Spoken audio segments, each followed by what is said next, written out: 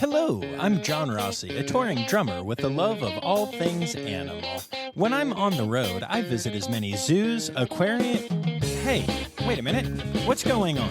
Hey, what's going on there? Hello? Hello? Hello? We interrupt your regularly scheduled program to bring you Rossifari Zoo news. News you can use from the world of zoos and conservation. Every week, we bring you breaking news and analysis from around the globe, featuring the animals you love and the people who care for them. And here's your anchorman, John Rossi.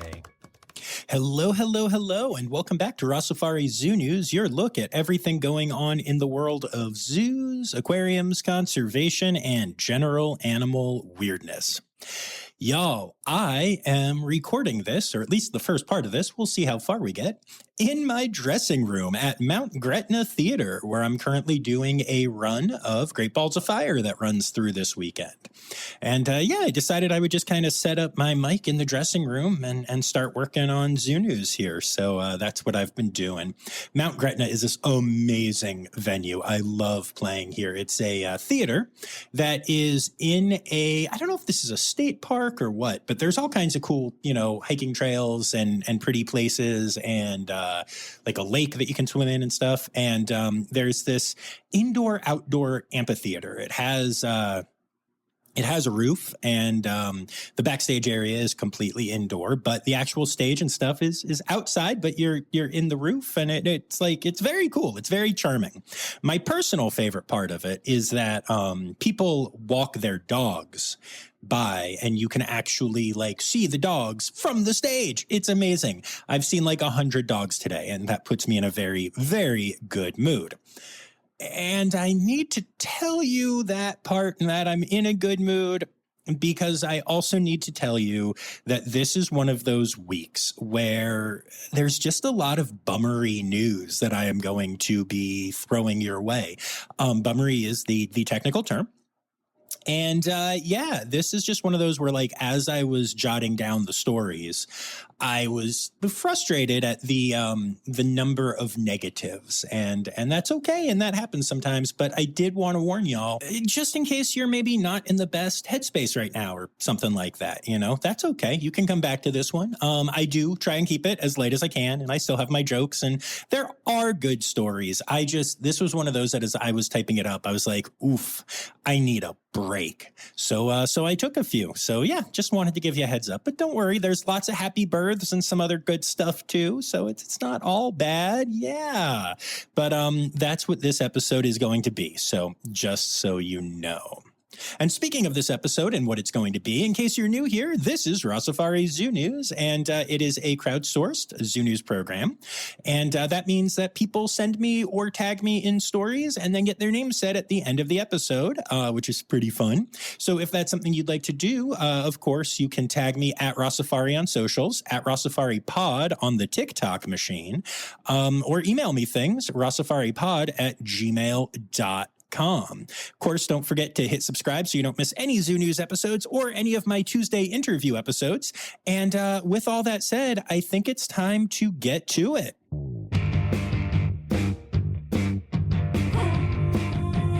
Time for Zoo News.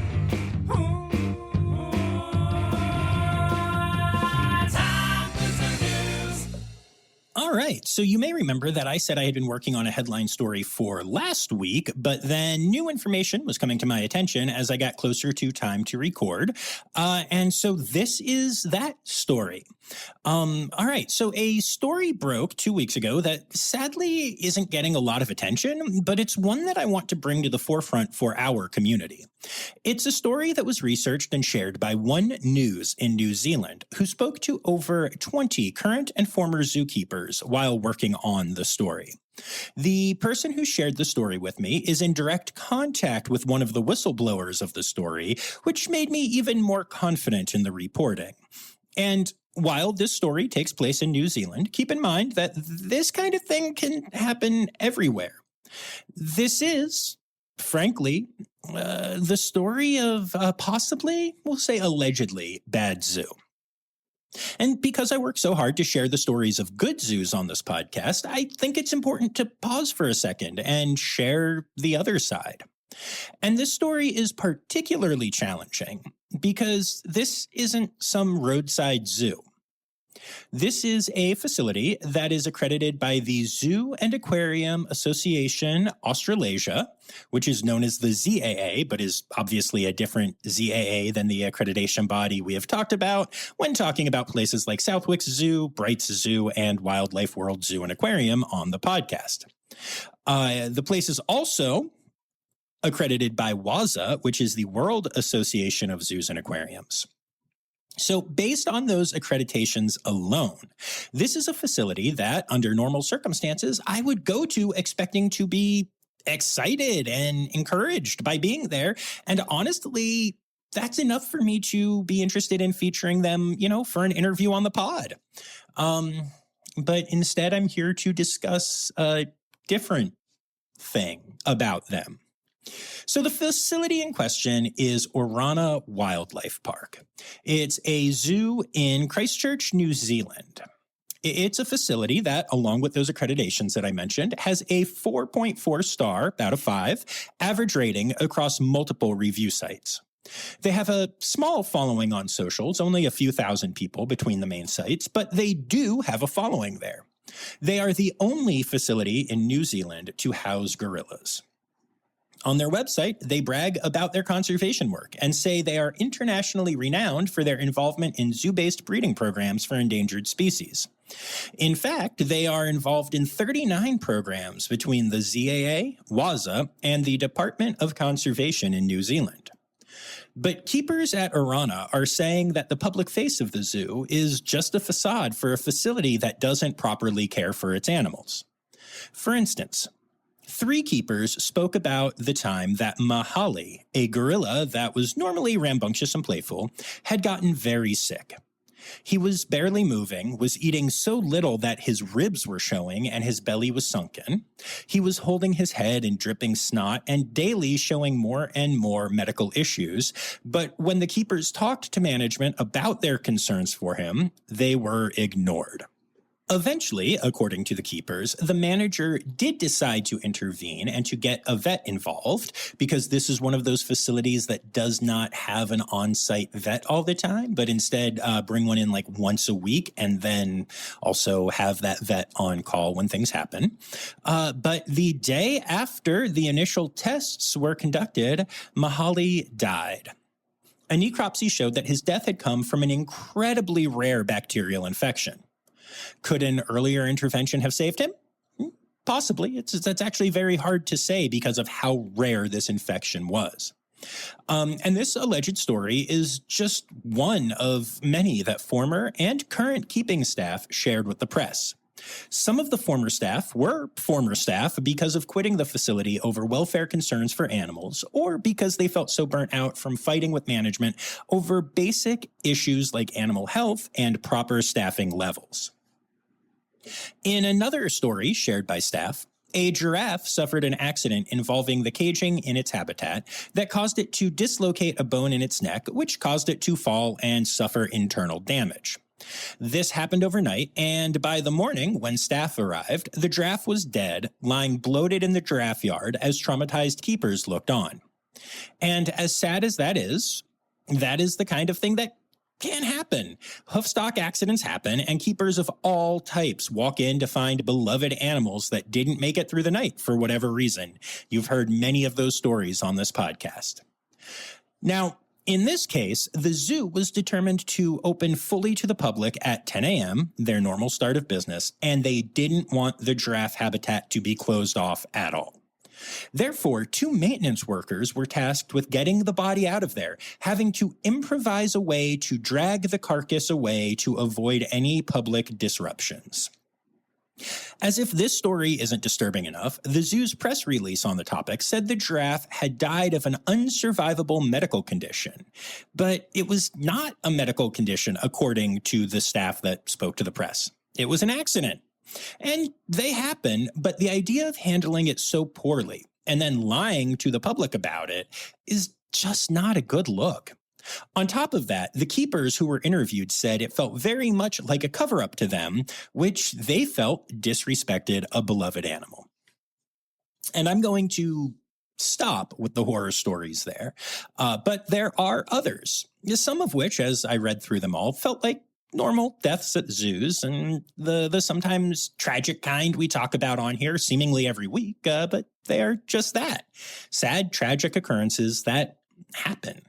And the crazy thing about all of this is that it was super well documented. Photos and communications have been leaked to the press. And it turns out that over the last decade or so, staff at the zoo have reached out to other zoos trying to get them to intervene in the welfare concerns of animals. They have also reached out to the ZAA and WAZA, reached out to the government agency overseeing the zoo, and even emailed an organization named WorkSafe, which is a, work safety situation. In fact, some keepers went as far as emailing one of the major sponsors of the zoo, encouraging them to pull funding unless things improved. And according to the keepers, all of this led nowhere. At one point, back in 2018, 8 keepers quit their jobs in the space of 2 weeks, sending the park into chaos. The keepers were clear that they were leaving because of animal welfare issues, as well as understaffing and bad management. When the Board of Trustees met to discuss the issue, the keepers that quit were branded as ringleaders and foot soldiers, displaying constant bad behavior. All of their concerns were dismissed, and the zoo decided to temporarily fill the roles of the zookeepers with maintenance workers, volunteers, and students, until they could hire more qualified staff. Now, I need you to understand that many of these keepers were carnivore keepers working with dangerous animals. The Ministry of Primary Industries, the government agency in New Zealand that is tasked with overseeing animal welfare, happened to do their annual inspection at this time. They did cite the zoo for having untrained exotic animal staff, but since there was a hiring plan in place, the zoo was allowed to continue with their operations. And again, this is a part of the public record. The agency in charge of animal welfare said it was totally cool that the untrained maintenance workers were serving as zookeepers for exotic animals, because there was a plan to get more experienced keepers hired. Unbelievable. And of course, all stories have 2 sides to them. The facility in question, Orana, has answered a lot of these concerns, saying that the staff was lying, blaming the staff for some of the animal deaths, and in other cases just saying that the staff was only, cherry picking the stories that they shared. And, while I am often one who trusts keepers, especially when it's a good normal number of keepers, like 20 of them that are speaking out, I do need to at least mention that after this story came out, there was an inspection of Orana. That's actually what delayed me talking about this for a week. It was a rapid animal welfare assessment that was conducted by, you guessed it, the Ministry of Primary Industries, the same people who signed off on the inexperienced keeper plan. But I do have to say that the agency did find the park to be, quote, fit for purpose, meaning the park passed the examination.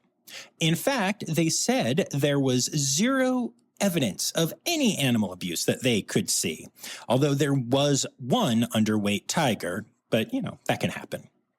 The MPI has, however, committed to doing more checks than just their regular annual inspection to make sure that Orana doesn't have any issues. They have also told the zoo to turn over all animal welfare records to the department for investigation, though this will take a lot more time. So there's still a chance that the government agency will find problem with this park. But for now, the government is giving Orana a clean bill of health. So the question becomes, what gives?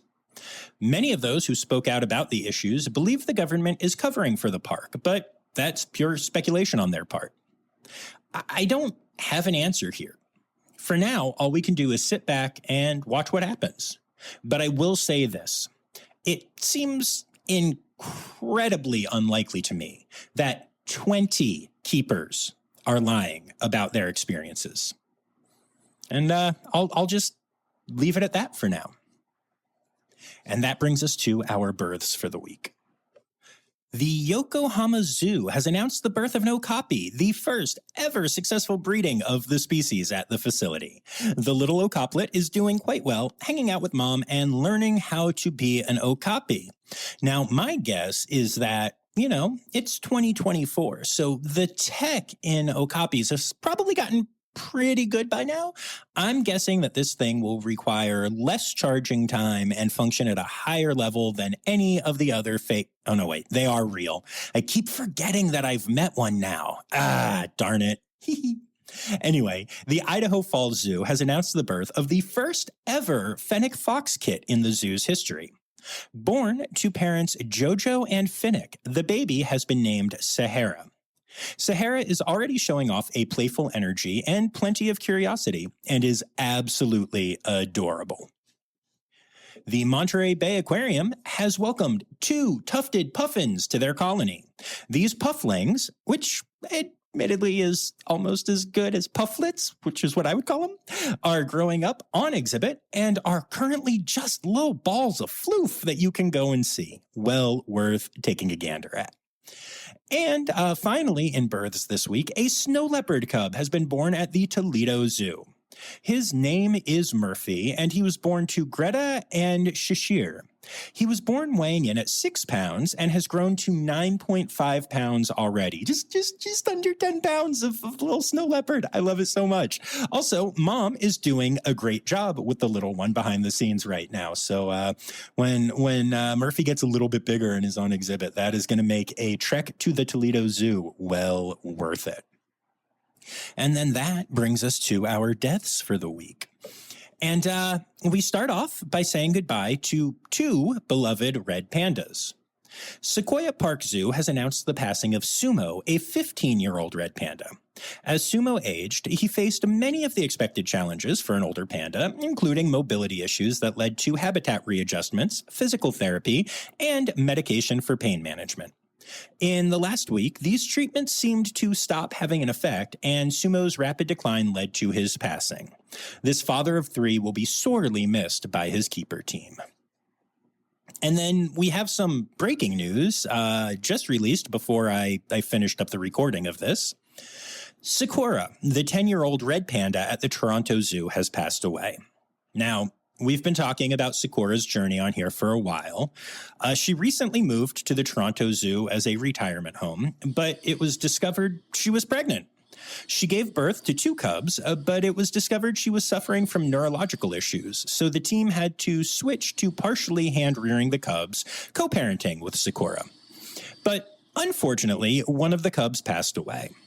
Sakura passed away overnight from a cardiac arrest, and at this time, the zoo isn't quite sure what caused it. It could be part of the neurological issues they faced, or it could be something else entirely.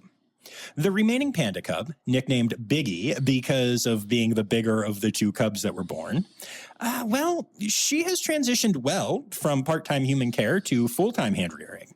So that's the good news in this story, because we need some good news in this story. I am just sending all the love to the team at the Toronto Zoo, who have really been through it with the red pandas over the last few years. And for this next story, we have a returning guest, a voice that has been far too long gone from this podcast. G'day, John. It's your old bogan mate Ren Howell from down under. It's been quite some time since I've sent you a bit of a recording, and in that time my life has significantly changed. First up, I do have my own little koala fast asleep on me right now. No, John, I'm not saying I have a pet koala. It is my darling daughter, 9-month-old little Tilly Bear. She is absolutely adorable and thriving. About a month ago, I did return back to work after maternity leave. However, I have not returned back to your favourite little mate, Kofi. So I have actually made the transition across to SeaLife Sydney Aquarium, where I am now penguin supervisor. This means that I am now working with our colony of King and Gen 2 penguins. That being said, it does not mean that I will not see your buddy Kofi. And as you are aware, you will still be receiving quality Ko-fi content. But because I have made the transition across to SeaLife, unfortunately I am reaching out with some sad news. Earlier this month, we did in fact have to say goodbye to one of our Gentoo penguins, Sphen.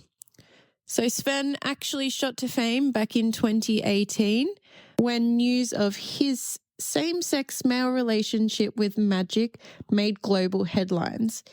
They were dubbed the Power Couple, and they were an adorable and loyal duo who celebrated 6 years together.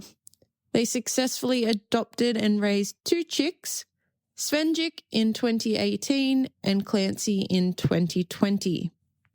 Sphen and Magic are more than just a beautiful love story. Their impact around the world as a symbol of equality is immeasurable. They inspired a Mardi Gras float. They've been included in the New South Wales education syllabus and even featured in the Netflix series Atypical.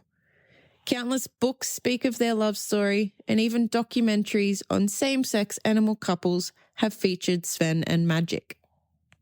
Through Sphen and Magic's fame, SeaLife Sydney Aquarium has been able to share important messages on conservation, plastic pollution, global warming, and the importance of protecting wild penguins through fundraising initiatives. Sphen and Magic shared a bond unlike most other penguin couples. They could even be seen together outside of the breeding season, which is quite unique for Gentoo penguins.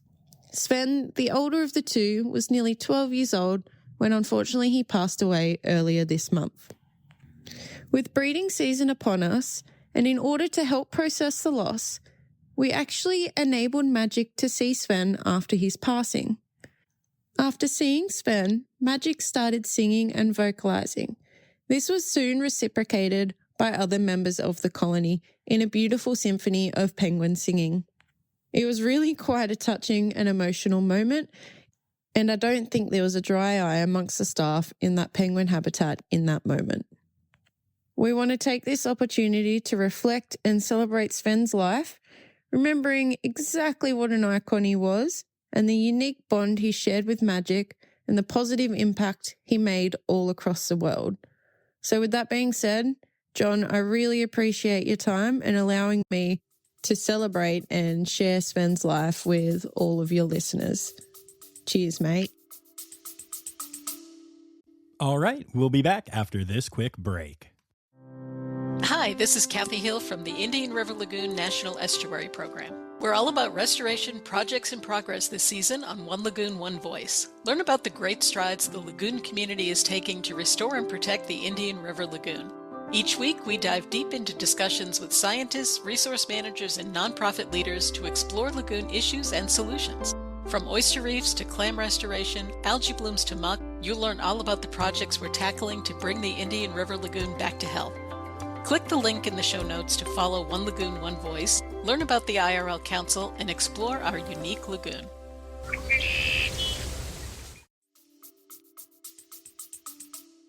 Oh, it was so good to hear that voice again, right? I love Ren. It's so cool that she's in this new position. We might have to have her back on. But anyway, moving on. The Pittsburgh Zoo and Aquarium has announced the passing of one of the most unique animals in human care, and one of my favorites when visiting there. Ellie Mae, the northern elephant seal who called the zoo home, has passed away. Ellie Mae was one of only 2 northern elephant seals under human care. She was found beached and malnourished in California back in 2017, and when the people caring for her realized she was unable to hunt in the wild, the zoo took her in and gave her a forever home. I always loved seeing Ellie Mae, and once had the pleasure of taking a working dog in training to the Pittsburgh Zoo. The dog in question was named Talon, and Talon and Ellie Mae played for hours, having a great time together. I will cherish that memory, and I send my condolences to the team at the Pittsburgh Zoo. Edmonton Valley Zoo has announced the passing of Tyga, a 16-year-old Amur tiger. At her advanced age, Tyga started suffering from osteoarthritis and spondylosis, which led to decreased mobility. Tyga was known for having an outgoing personality and was often called Goofy by her keepers. She loved back scratches, through a fence and with a back scratcher, of course, and had great relationships with her keepers. Her presence will be sorely missed. The Tulsa Zoo has announced the passing of Shatari, a female African lioness that called the zoo home. Shatari began end-of-life care way back in the summer of 2022, but the zoo was able to keep her quality of life high with incredible care until last week when she started to decline, so the correct and humane decision to euthanize her was made. She was a sassy lioness known for being feisty and owning her world. The team will miss her greatly. And then last but not least in deaths this week, our friends at ABQ BioPark have announced the passing of Mimi, a loggerhead sea turtle that lived at the aquarium. Last week, she was showing signs of distress after her yearly egg cycle, so she was transported from the aquarium to the zoo to get testing. While the surgery was taking place, surgeons discovered that there was no chance to fix the myriad of problems she had internally, so the decision was made to euthanize her on the operating table. She was estimated to be around 75 years old and will be greatly, greatly missed at the biopark. And moving on from births and deaths, we get to the rest of our zoo news section. And yeah, we have to address the elephant in the room. Or, the tiger in the room, as it were. A woman climbed over a barrier at the Hohansick Zoo in Bridgeton, New Jersey, and acted weirdly towards a tiger. There is video of the incident, and it shows her, as the police put it, enticing the tiger. She puts her hand in the fence, and it looks as though the tiger, who is very stressed by all of this, tries to take said hand off her.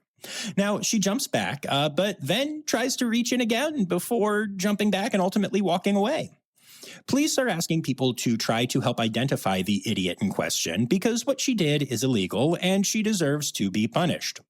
And the thing that really gets me about this is that if anything had happened to her, there's a real chance the tiger would have paid the price for her stupidity. Of all the dumb stuff that people do at zoos, and there's a lot, this kind of thing is the tops for me. It sets me right off. Now, I'm going to go off on a huge rant right now. No, I'm kidding. We already had one of those, and this episode has enough tough stuff in it. But suffice it to say, I hope they catch her and feed her to the damn tiger. I'm kidding. I'm kidding, but I do hope they catch her. On a lighter note, Newsweek has announced their top 10 zoos as voted on by readers. And as always with any of this stuff, I have to drop the caveat that any fan voting on something like this is pretty silly, especially given that most people haven't been to more than like one or two of the zoos on the list. But I do think it's always interesting to look at these. So, according to Newsweek readers, your top 10 zoos in the United States are number 10, the Audubon Zoo in New Orleans, number 9, the St. Louis Zoo, number 8, the Cincinnati Zoo, number 7, the San Diego Zoo, number 6, the Alabama Gulf Coast Zoo, number 5, the newly renamed Denver Zoo Conservation Alliance, number 4, Brookfield Zoo in Chicago, number 3, the San Antonio Zoo. Number 2, the Memphis Zoo. And number 1, our friends at the North Carolina Zoo won. Woo! We love the North Carolina Zoo. Now, again, my thoughts on these polls are always a little bit, they're a bit off. But I actually have to say, I don't hate these as a top 10. Like, not at all. It's the order isn't what I would do. But and there's some zoos that are missing. I don't know about that zoo in Alabama. I've never been there. Columbus is missing, obviously. Cheyenne Mountain is missing. There are a lot of great zoos in this country, fortunately. But yeah, as far as these fan voting lists go, it's not half bad. All right, and moving on from that, Cleveland Metro Park Zoo has announced their updated plans for their new gorilla habitat. Now, we've talked about this before, that they would be installing an outdoor gorilla habitat at the current rainforest building, but the plans have surprised me a bit, as it turns out the rainforest is going away to make space for this new habitat. Guests have until September 9th to get in a visit to this incredible rainforest before it's gone forever. And this is one of those things that I know is ultimately in the best interest of the zoo and the animals that live there, especially the primates that will have an incredible new habitat to visit. But I'd be lying if I said it doesn't make me a little sad. The rainforest at the Cleveland Metro Park Zoo is honestly one of my favorite places at any zoo anywhere. It's a 2-story building that houses a variety of animals, from an incredible herp collection to their binturong and clouded leopards to otters and orangutans and more. It also features an incredible aviary that always seemed to have some birds that were willing to basically pose for photos. Some of my best photos of bleeding heart doves and turacos have come from there. It's one of those places that you can truly lose yourself in while you're there. And I know because I can't count the number of times I've done just that and then had to be told the zoo was closed and I needed to leave. So yeah, if you have even the slightest chance to get to the zoo before September 9th, I recommend you do. And go check out this incredible space for the last time. It's worth a trip, honestly. I'm so bummed that it's going away. And speaking of bummers, we've been tracking the pregnancy of our friend Isla the Tamandua at the Cincinnati Zoo, who had the first ever recorded twin pregnancy among tamanduas in human care. And we recently found out that an ultrasound showed that only one heartbeat remained. And now the zoo has announced that Isla gave birth to the remaining pup prematurely, and due to this fact, it was unable to survive. The other, less developed fetus was still present and birthed at the same time, and the zoo is unsure if that was, a factor in what happened. They don't know right now. But Isla is doing well, and the team is paying lots of attention to her to make sure that she continues to do well. And last but not least, in Zoo News this week, we have another follow-up, though this one's of a happier nature. Last week, we talked about the fact that a baby gorilla had to leave Woodland Park Zoo because her mother abandoned her and none of the potential surrogate mothers there were interested in the job. Well, now it has been announced where that baby has gone.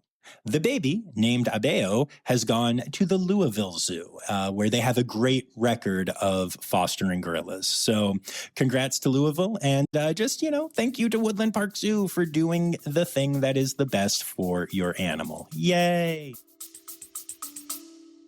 All right, we'll be back after this quick break.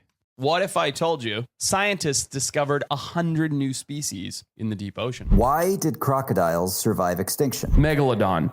How did it go extinct? Hey, it's me, Forrest Galante, wildlife biologist. You might know me from Joe Rogan's podcast or my various TV shows like Extinct or Alive and Shark Week.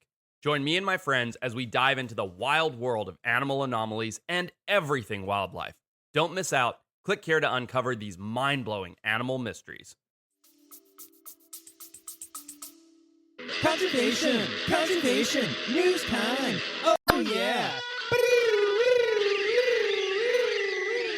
Aussie has been doing incredible work for the animals of Australia for a while now, and the list of species they take care of keeps growing. This week, they announced the start of an incredible insurance population of a new-to-them species. The animal in question is the endangered broad-toothed rat.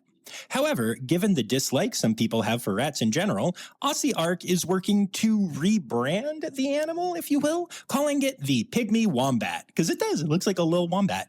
The program is the first breeding and rewilding effort for the species ever, and we wish them the best as they get the ball rolling. This is something that they have been working on making happen for a long time. So this is a big deal for Aussie Ark. Very cool.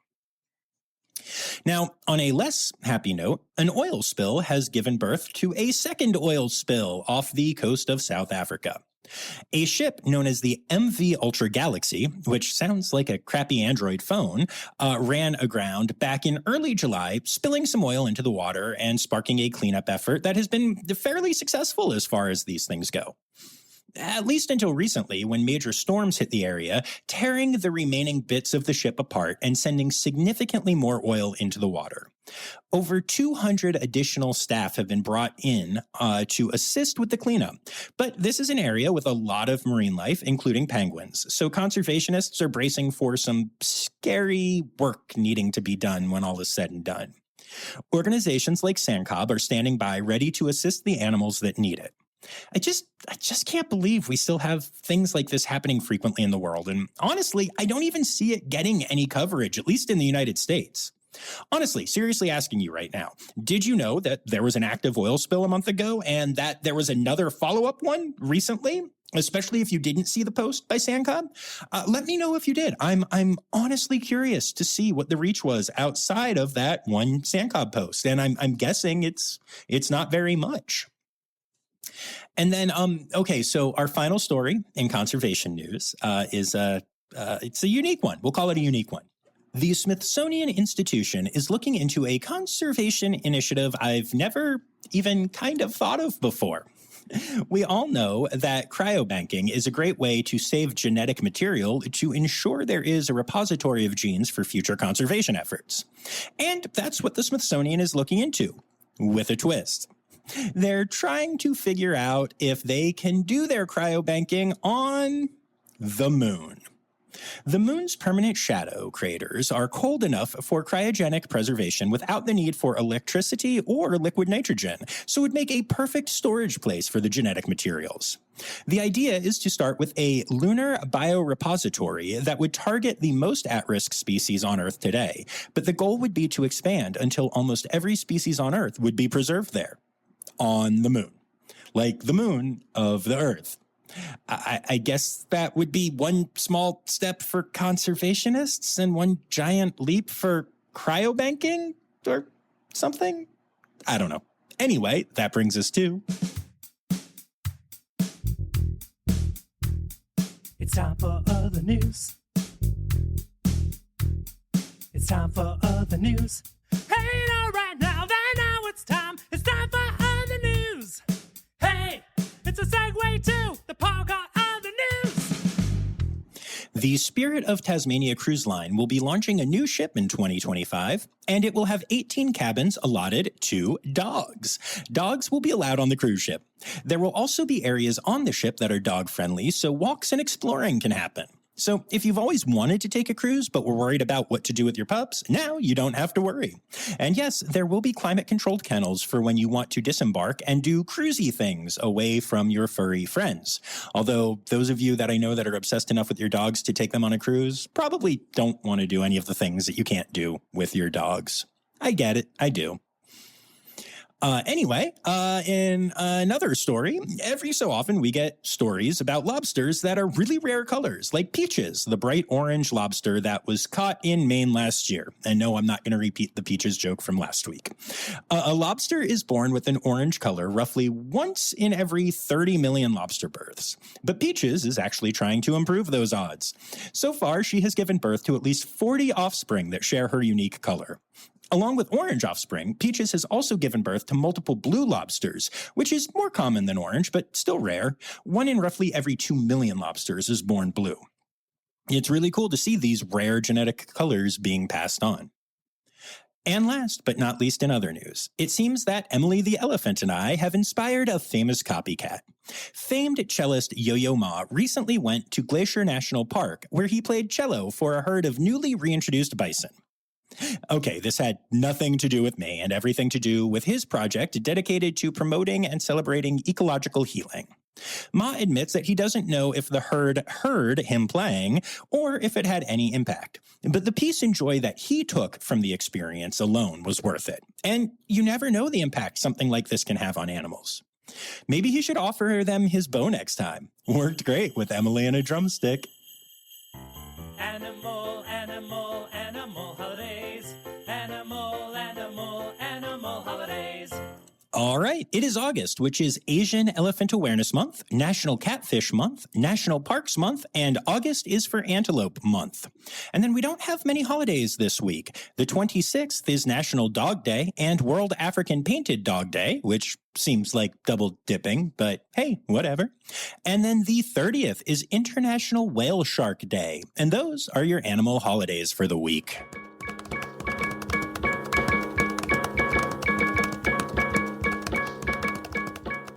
Alrighty, so that brings us to the end of the episode. And of course, I want to take a moment here to say thank you to my Red Panda level patrons, Dr. Laura Schenk, Dr. Stephen Williamson, Barbara Bennett, Jenny Owens, and Kevin Williams. Thank you all so much.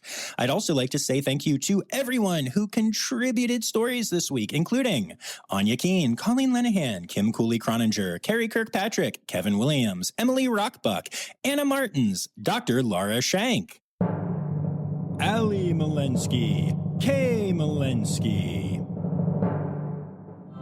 The Malenskys.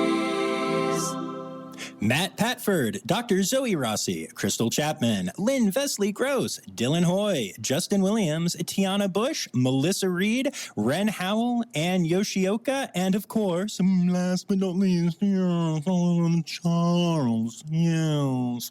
And with that lovely, lovely impression of a good, normal British accent, I'm a professional actor, y'all. I'm going to leave you with this quick reminder that the words Newsy credits backwards are Steiderk Yiswen. The Rossifari podcast is produced, hosted, and engineered by John Rossi. Editing and fact-checking by John and Dr. Zoe Rossi. Our theme song is Sevens by Nathan Burke, performed by Nathan and John. Interrupting John theme and additional voices by Taylor Isaac Gray. You can reach John directly on Instagram and Facebook at Rossifari or by email at rossifaripod@gmail.com. Rossifari is part of the Daydreamer Media Network. Now, stop listening to me and go visit a zoo.